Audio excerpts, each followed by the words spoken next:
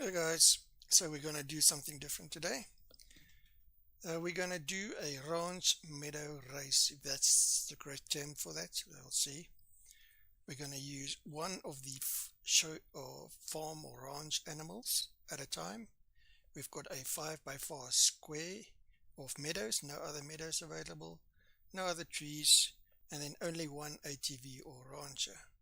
We've got 60 or 70 wood on standby, roads close by, and then we're going to activate them one by one. The race will actually start as soon as I activate the building, and we're going to try and keep it as vanilla as possible. Like in this case, we'll do sheep first. We need 5 passive water on that. That's why we've got 3 ponds there giving the water.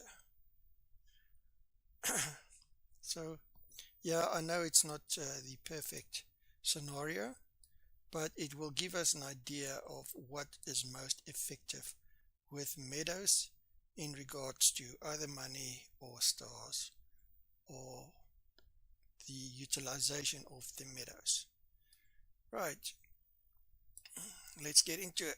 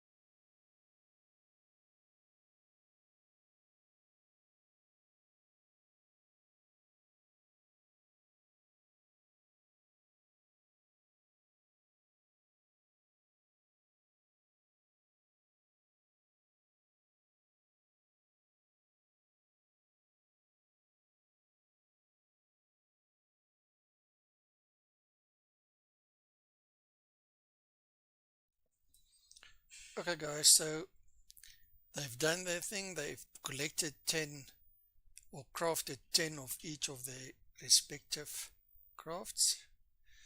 Wool was 23 minutes and 40 seconds for 10 from one sheep pen.